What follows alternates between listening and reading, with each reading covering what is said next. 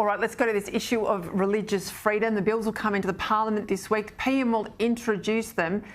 Joel, will Labor support them? I don't know if you had a good look at them yet, but what's your general view as well? We haven't yet seen them, Peter. I mean, this was promised prior to the last election, and now here we are 5 minutes to an election, and Labor, the opposition, hasn't seen the bill. And what we wanted, I think almost all of us, was some bipartisanship. We don't want this to be an issue put out to public contest. We want a consensus, and you don't best build a consensus by putting the damn thing into the Parliament in the shadow of a federal election. This should have been discussed, debated and settled at least 2 years ago. Look, you're right, and I can't remember when Julia Gillard or Kevin Rudd ever showed us in opposition any legislation ahead of time. This should be one of those issues where the usual rules of politics are put aside. Campbell, some of the moderate Libs in the party room today were railing against it, didn't like it.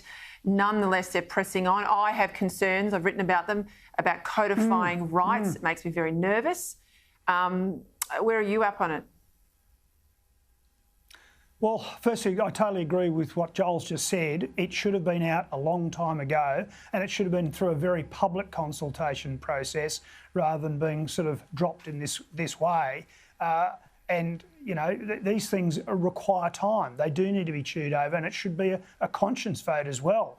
I'm not surprised that there are people within the coalition party room who are expressing concerns, and this is, you know, testament to the mishandling of the issue.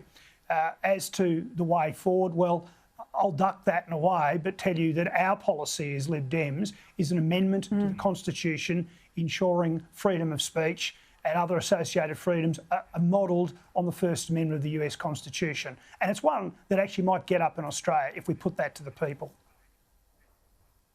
Look, you're right to mention a conscience vote. They're not traditionally given for something like this. It's more the issues of life and death, but you'd have to say if a religious freedom bill can't have a conscience vote, there's no better issue of conscience than religion.